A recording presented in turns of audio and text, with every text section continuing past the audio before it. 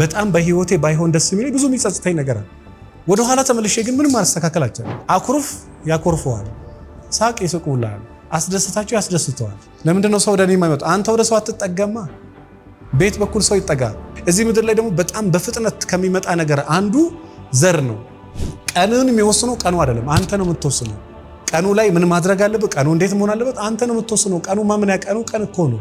ገጥሟል እኮ አዲስ አበባ ላይ እኔ እሱ ምን ሆኖ ነው ብላ በቃ ከጠፋ የራሱ ጉዳይ ብላ 3 ወር አልተደዋወሉም። ለካ እሱ ሞቶ 40 ምናምን እየደረሰ ነው።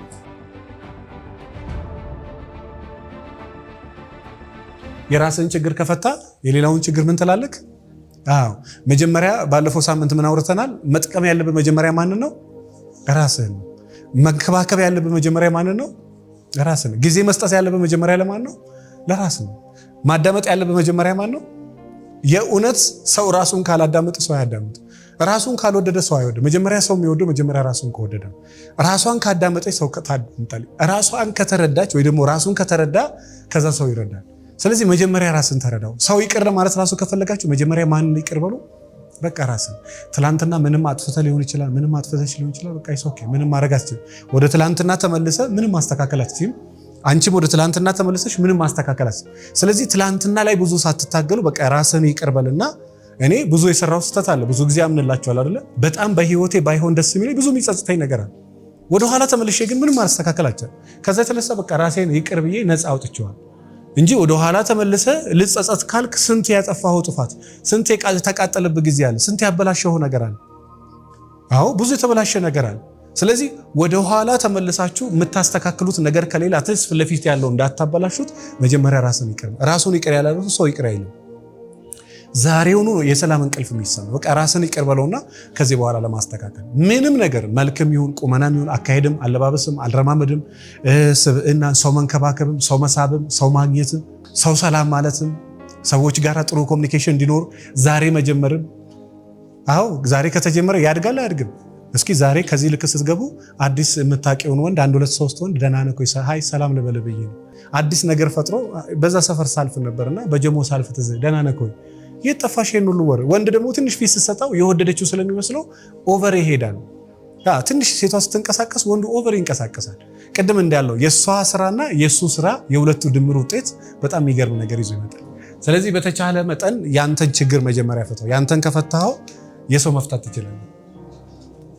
ቅድም ይህን መጀመሪያ ላይ ለማንሳት ሞክረናል።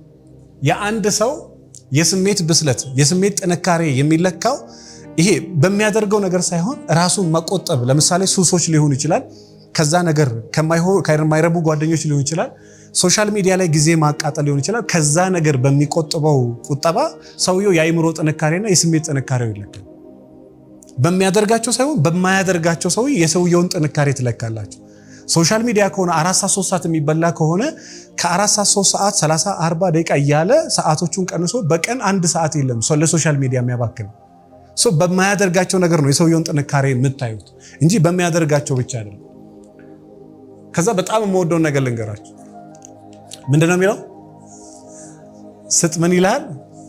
ገንዘብ ስጥ፣ ገንዘብ ፍቅር ስጥ፣ እንክብካቤ ስጥ። በቃ ሰው እንዲንከባከባችሁ የምትፈልጉ ከሆነ እናንተ ኦቨር ሰው ተንከባከቡ። ሰው ይሄ ገንዘቡንም ሼር እንዲያደርጋችሁ የምትፈልጉ ከሆነ እናንተም ደግሞ ስጡ። ይሄ ኦቨር የሆነ አይደለም፣ ብቻ በመጠን የሚሆን የሆነች ነገር አድርጉ። በመጠን ይሄ ከባድ የሆነ ሳይሆን የምትተማመኑበት ላይ የሆነ ነገር አድርጉ። ከዛ በኋላ መልሶ ታገኛለች።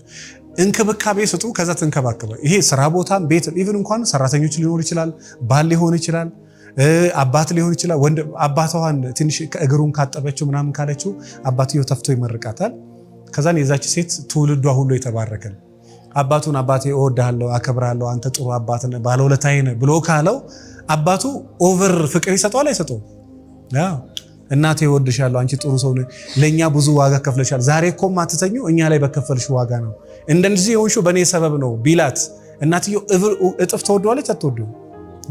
ስለዚህ የምትፈልገውን ነገር መጀመሪያ ምን በል ስጥ። አኩርፍ ያኮርፈዋል፣ ሳቅ ይስቁልሃል፣ አስደስታቸው ያስደስተዋል፣ ተንከባከባቸው ከዛ ይንከባከባል። እስከ ዛሬ ለምንድነው ሰው ያልተወደደኝ? ለምን ያልተንከባከብ? ሰው አትንከባከብማ። ለምንድነው ሰው ወደ እኔ የማይመጣው? አንተ ወደ ሰው አትጠጋማ። ቤት በኩል ሰው ይጠጋል። እኔ ራሱ እስከ ቅርብ ድረስ ጸግሽ እኔ ፈራሃለሁ እኮ የሚሉኝ ሰዎች አሉ። ለምን ያው ሰዎች እንዳይፈትኗችሁ ሳትወድ በግድ ትንሽ ሲሪየስ ትሆናለህ። ከዛ የተነሳ ግን እውነታው ግን ሰዎችን ካቀረብካቸው ምን ይለዋል? ያቀርቡሃል። ከወደድካቸው ይወዱሃል። ማትጠጋ ማትንከባከብ ፍቅር ማሰጥ ከሆነ ያው ነገር ተመልሶ ይመጣል። ለሰው የምታረጋው ነገር ያው ነገር እዚህ ምድር ላይ ደግሞ በጣም በፍጥነት ከሚመጣ ነገር አንዱ ዘር ነው። በብርሃን ፍጥነት ቶሎ መልስ ይዞ ይመጣል። ይፈጥናል፣ ብዙ ራሱ አይዘገይም። ስትንከባከቡ ቶሎ እንክብካቤ ይዞ ይመጣል። ፍቅር ስትሰጡ ፍቅር ይዞ ይመጣል። ኢቭን ትንሽ ቀለል ስትይ ዘና ስትይ በቃ ግራውንድ ላይ ስትወርዱ የሆነ በጣም የምትወዱትን ሰው ታገኛለህ። ካፌ ላይ በጣም ዘና ያለ ነገር፣ ከዛ ስልክ ላይ እንደዛው፣ ከዛ ነገንም ካልሽው ነገም ደግሞ እንደዛው። ቀንን የሚወስነው ቀኑ አይደለም፣ አንተ ነው የምትወስነው። ቀኑ ላይ ምን ማድረግ አለበት፣ ቀኑ እንዴት መሆን አለበት አንተ ነው የምትወስነው። ቀኑ ማምን ቀኑ ቀን እኮ ነው። ዝናብም ይሁን ፀሐይ ቀኑ ቀን ነው። ግን ቀኑ ላይ የምታደርጋቸውን ነገሮች ከወሰንክ ቀንህን የፈለገው ማድረግ ትችላለህ። ስለዚህ ካልሰጣችሁ ምናልባት ካልተቀበላችሁ አልሰጣችሁም። ምናልባት ከተቀበላችሁ ሰጣችሁ ነበር። ግን ተቀበላችሁ እንዳይቆም መጀመሪያ ምን ቀጥላችሁም በሉ። ብዙ ጊዜ ባልና ሚስት ዴት ሲያደርጉ ምንድነው ወይ ፍቅረኛ ስትሆን ይደውላታል፣ ይደውላታል። በጣም ሁለቱም እየተደዋወሉ ነገሩን አሙቀውታል። የሆነ ሰዓት ላይ ወይ እሱ ይቀራል ወይ እሷ ትቀራል። እሱ ሲቀር እሷ አትደውልም፣ እሷ ስትቀር እሱ አይደውልም። ከዛ የተነሳ ያ ነገር ይቆም። ከዛ ደግሞ ሌላ ሪሌሽን፣ ከዛ እሱ ደግሞ ሞቅ ይልና ከዛ በኋላ ይደውላታል። ከዛ የሆነ ሰዓት ካልደወለ ትደውለታለች፣ ካላነሳ አትደውልም። ከዛ አይ እቺ የእውነት አትፈልግም፣ እንደዚህ ታምሜ እናቱ ሆስፒታል ገብታ ሊጋቡ 2 ወር የቀራቸው ደወለላት። ይደዋወሉ ነበር። በመሃል እሱ ጠፋ። ደወለችለት አንዴ አያነሳም፣ ደወለችለት አንዴ አያነሳም። ከዛ በኋላ ሳምንት 15 ቀን በኋላ ኦኬ በዚህ እሱ ስልኩን አላየም። የሚገርማችሁ የእሷንም ሚስኮል አላየም። እናቴ ታማ ሆስፒታል ገይት ገባ ራሱ ብላ ትደውልልኝ። ኦኬ ለካ የምትፈልገኝ ስለፈለግኳት ነው። ለካ እኔ የሆነ ኢንቮልቭ ካላረኩ ለካ ምንም ነገር ይቆማል። ኦኬ ብላ አቆሙ። ግን መጋባት የሚችሉ በጣም የሚዋደዱ ትልቅ ደረጃ መድረስ የሚችል የኛ ምንድነው 2 ቀን ይደውልና ይሰላቻል። 2 ቀን ትደውልና ትሰላቻል። ዋይናት ቤት መሄድ ካስፈለገ መጠየቅ ካልፈለገ ምትይዝ ነው።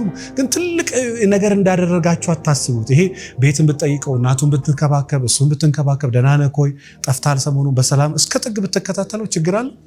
1 2 ወር 3 ወር ኦሬዲ 6 ወር የመጣች ሴት ከዛ በኋላ 2 ወር ብትጠይቀው ምን ችግር አለ? 6 ወር ከሷ ጋር መተ 3 ወር 4 ወር እስከ መጨረሻ አስታማችሁት አሰናባችሁት የሞተ ሰው አይቆጭም። ማስታመም ሪሌሽን ምን ችግር ነው? እና ያ ልጅ ያቆመው በቃ ኦኬ ለካ አትፈልገኝም ብሎ አቆመው። ስለዚህ እናንተ እሱ ምናልባት ምን እንደሆነ አታውቂም። መጠየቅ ካለብሽ መጠየቅ፣ መረዳት ካለብሽ መረዳት። ምናልባት ሰዎች ወይ ሜንታል ሄልዝ አለባቸው፣ የአይምሮ ጤና ችግር አለባቸው፣ ወይ ፊዚካሊ ወይ ኢኮኖሚካሊ ወይ አፍሮ ሊሆን ይችላል፣ ወይ ከድሮ ኤክሱ ጋራ የማይሆን ነገር ውስጥ ገብቶ ሊሆን ይችላል፣ ወይ ታስሮ ሊሆን ይችላል፣ ወይ ሞቶ ሊሆን ይችላል። ገጥሟል እኮ አዲስ አበባ ላይ እኔ እሱ ምን ሆኖ ነው ብላ በቃ ከጠፋ የራሱ ጉዳይ ብላ 3 ወር አልተደዋወሉ። ለካ እሱ ሞቶ 40 ምናምን እየደረሰ ነው እና እንደ ሞተ ራሱ አታውቅም። እሷ በቃ ትብሰለሰላለች። ይሄ የማይረባ ይሄ እንትን ሆኖ እንዲህ አድርጎና እሱ እኮ ሞቶ 40 ቀኑ እየደረሰ ነው። ስለዚህ ይሄ በጎ አለ፣ ጥሩ አለ፣ መጥፎ አለ። መጠየቅ ካለባት መጠየቅ፣ መደወል ካለባት መደወል። ስለዚህ ስጥ ይሰጥሃል። ከዛን ለምን መጽሐፍም አትለምኑ ምን አትቀበሉም ይላል። ስለዚህ ካልሰጣት አትቀበልም፣ ካልወደድክ አትወደድም።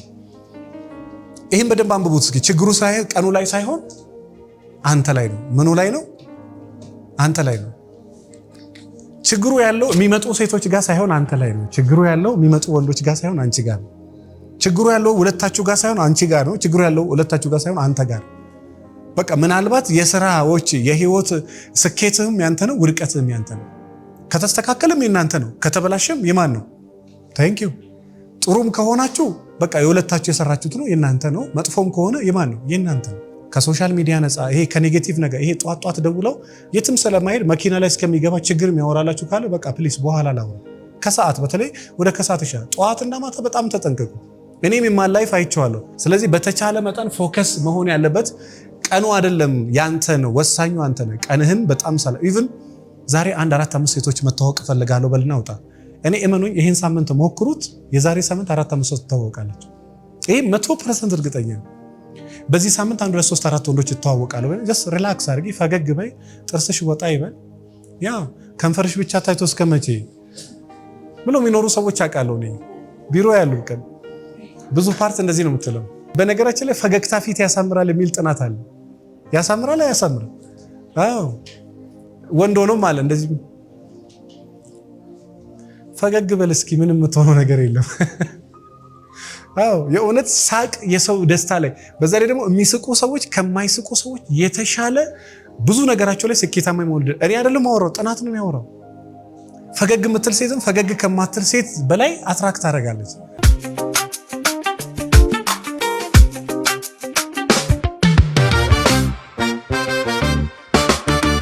በጣም የሚገርም መጽሐፍ በተለይ ኢትዮጵያ ውስጥ ያላችሁ ክፍለ ሀገርም አዲስ አበባም ውጭ ሀገርም ያላችሁ መጽሐፉ ለመጀመሪያ ዙር በተለይ ለኦዲየንሶቻችን፣ ለከስተመሮቻችን፣ ለቤተሰቦቻችን መጀመሪያ ዙር የሚሸጠው በ200 ብር 5 መጽሐፍ 10 መጽሐፍ ለማህበራት ማዘዝ ትችላላችሁ። አንዱ መጽሐፍ 200 ብር ነው። 200 ችግር 200 መፍትሄ።